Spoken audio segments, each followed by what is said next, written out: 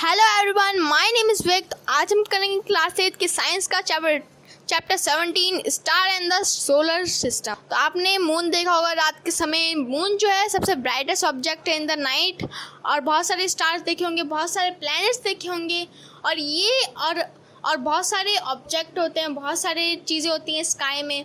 और ये सब क्या कहलाती हैं? ये सब कहलाती हैं सेलेस्टियल ऑब्जेक्ट। द मून, जो मून है हमारी धरती के पास सिर्फ एक ही मून है, और बहुत सारे प्लैनेट्स के पास दो दो तीन तीन, और जुपिटर के पास तो बहुत सारे मून हैं। तो हमारा जो मून है वो बहुत ही आधा टेढ़ा, मतलब उसकी शेप बहुत, पहाड़ हैं उस पर बहुत ठंड होती है, उसकी ग्रेविटी भी बहुत कम है। मतलब अगर आप उस पर कूदने चाहोगे ना तो आप उड़ने लगोगे, ऐसी उसकी ग्रेविटी है। और मून जो है वो बहुत ही दाग भरा है, उस पे ऊपर बहुत ही ज़्यादा दाग हैं, बहुत ही ज़्यादा गड्ढे, बहुत ही ज़्यादा पहाड़, मतलब रहने लायक जगह तो नहीं है। लेकिन जो मून है वो हमारा बहुत हेल्प करता है, और हमारी अर्थ से जो मून है उसके बहुत सारे फेसेस भी दिखते हैं। मतलब एक दिन मून पूरा होता है, दूसरे दिन उससे आधा, तीसरे दिन उससे आधा, ऐसा ऐसे करते पूरा ख़त्म हो जाता है, लेकिन उसके बाद फिर नया हो जाता है। ये इसलिए होता है क्योंकि जो हमारी अर्थ है उसकी छाया मून पर पड़ती है और उसको आधा कर देती है।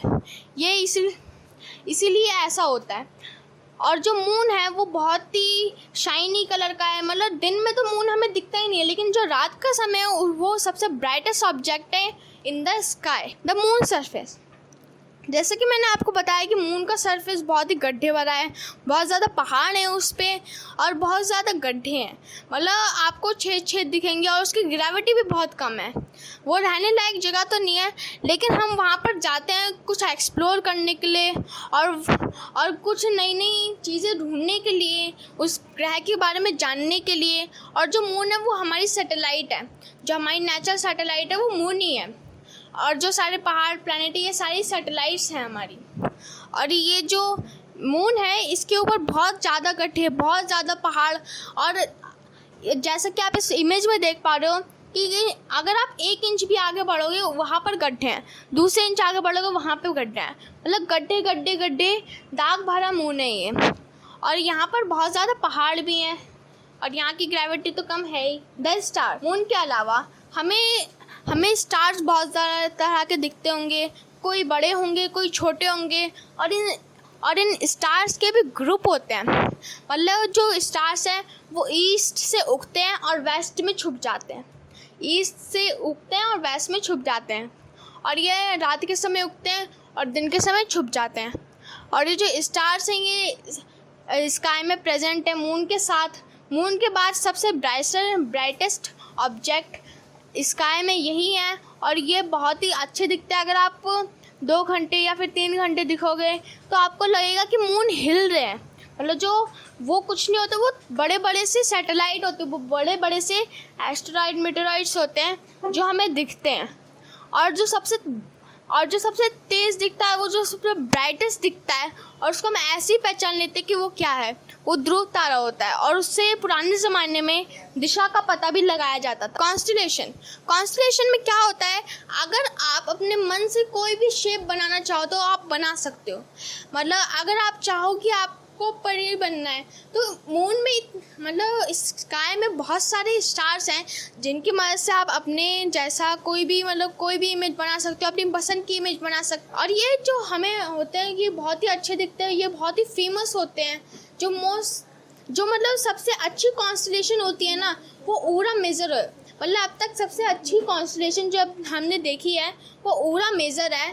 और इसको हम बड़े बड़े बहुत ही अलग नामों से भी जानते हैं, like big dipper, great bear, Saptarshi and etcetera, बहुत सारे नाम से जानते हैं। और ओरियन भी एक बहुत अच्छा कॉन्स्टलेशन है जो हमें विंटर के समय दिखता है, और जो ऊरा मेजर है वो हमें समर के समय दिखता है। जो ओरियन है वो विंटर के समय दिखता है, और हमें इवनिंग में दिखता है ये ज़्यादातर, और ये स्काई में ही रहता है। और इसके 8 ब्राइटेस्ट स्टार भी है, मतलब इसके आसपास 8 ब्राइटेस्ट स्टार भी रहते हैं। और इसको हम हंटर के नाम से भी जानते हैं। जो हंटर है उसके पास 3 मिडल में भी स्टार रहते हैं, मतलब स्टार से घिरा हुआ है और इससे हम बहुत सारी इमेजेस बना सकते हैं। और जो ये सीरियस है ये सबसे ब्राइटेस्ट ऑब्जेक्ट है इन द स्काई, और जो लोकेट होता है मतलब हमें इसका पता कैसे लगाएं, ये हमें मिलता है ओरियन के पास। जो सीरियस है ये ओरियन के पास हमें मिल जाता है। आपको दिखा होगा, आपने कभी ओरियन ढूंढ लिया तो उसके सबसे ब्राइटेस्ट, उसके आसपास सबसे ब्राइटेस्ट ऑब्जेक्ट सीरियस ही मिलेगा आपको। द सोलर सिस्टम, जो सोलर सिस्टम है वो भरा हुआ है सन, मून एक्सेट्रा बहुत सारे प्लैनेट से, और उन अलग अलग प्लैनेट के बहुत सारे ऑब्जेक्ट से और अदर ऑब्जेक्ट से, कॉमेट से, एक्सट्राइड से, मीटेराइड से और मिटियोर से। द सन क्या है? जो सन है वो हमारे बहुत ही ज़्यादा पास है और वो हमें बहुत ही एनर्जी देता है। जो सन है वो स्रोत माना जाता है हीट और लाइट का। हमारे लिए लाइट भी ज़रूरी है हमारे, और जो सन है वो हमें एनर्जी देता है, हीट देता है, लाइट देता है और बहुत ही ज़्यादा हेल्प करता है वो। और वह हमारा मेन सोर्स है हीट और लाइट का, क्योंकि वो प्लांट्स को उगने के लिए लाइट देता है, अपनी सनलाइट देता है, और वो बिल्कुल पक्षपात नहीं करता, वो हर जगह अपनी लाइट पहुंचाता है और हमें भी विटामिन डी देता है। और सन हमारे लिए बहुत ज़रूरी है और ये हमारे बहुत ही पास है। द प्लैनेट्स, हमारा जो सोलर सिस्टम है उसमें बहुत सारे स्टार्स हैं, बहुत सारे प्लैनेट्स हैं। तो प्लैनेट्स क्या है? मरकरी, जुपिटर, अर्थ एक्सेट्रा एक्सेट्रा, बहुत सारे प्लैनेट्स, और उन प्लैनेट्स के अलग अलग मून्स हैं। और जो अर्थ है वो ओनली प्लैनेट है जिसके अंदर जो जीवन है वो संभव हो पाया है। मतलब सिर्फ अर्थ ही हमारी सोलर सिस्टम में ऐसा प्लैनेट है जहाँ पर जीव रहते हैं, जहाँ पर जीवन संभव है। तो हमारे सामने पूरी लिस्ट है ग्रहों की कौन कौन से ग्रह होते हैं, कैसे कैसे ग्रह होते हैं। तो हमारे पहले नंबर पे mercury, Venus, earth, Mars, Jupiter, Saturn, Uranus and Neptune.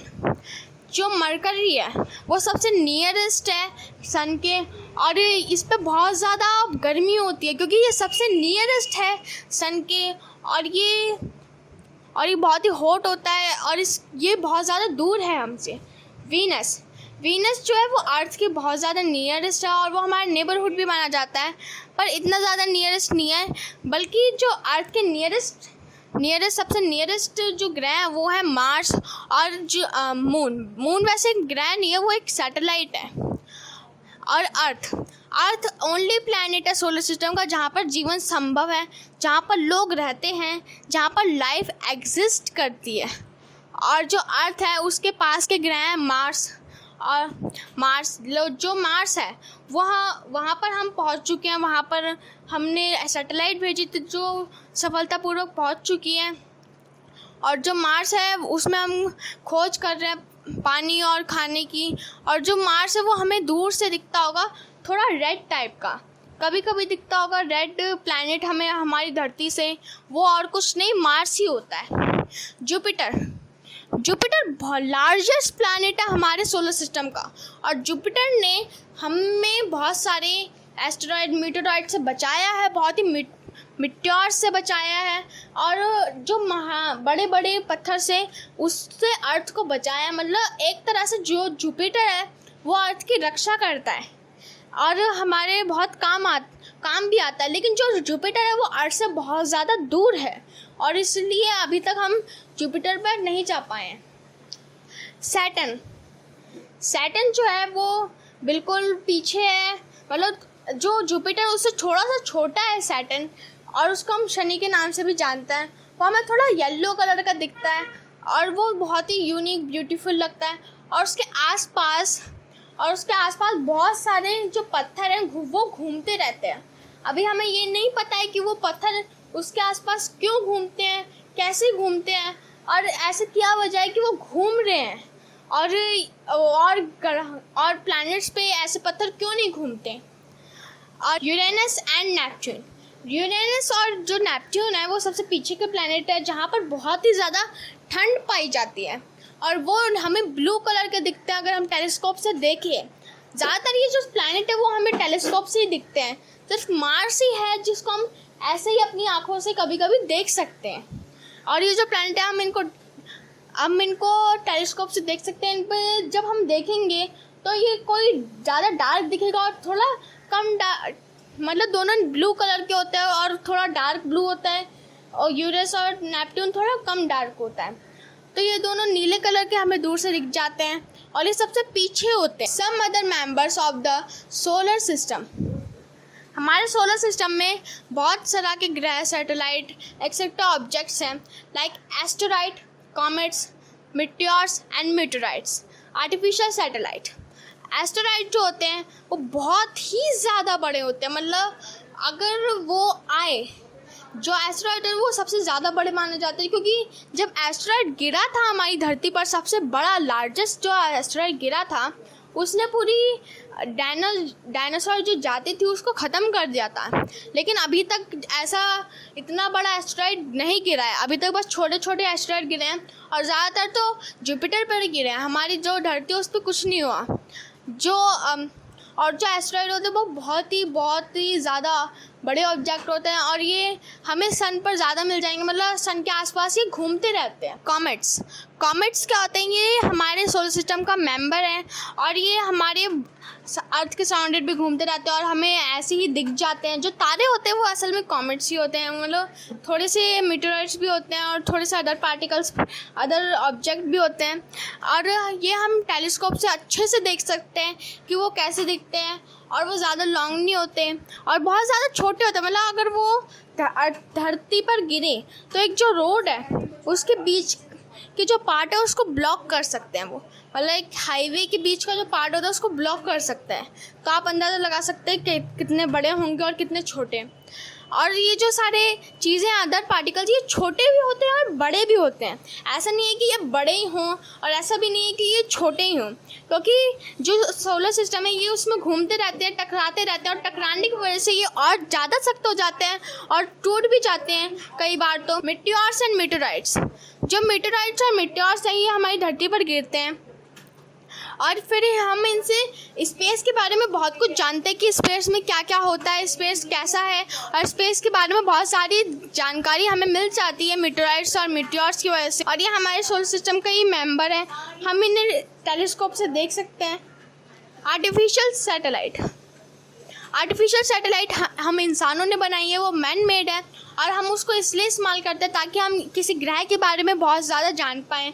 हमारे अर्थ के पास भी बहुत सारी सैटेलाइट्स घूमती रहती हैं, हमने मार्स पे भी सैटेलाइट भेजी है, और ये सैटेलाइट हमें हेल्प करती है एक ग्रह के बारे में जानने में, उस ग्रह के सरफेस के बारे में जानने में, उस ग्रह में क्या क्या हुआ, क्या क्या कैसे हुआ, ये सब जानने में। और जो इंडियन सैटेलाइट थी वो थी Aryabhata, INSAT, IRS and Kalpana 1, EDUSAT etcetera.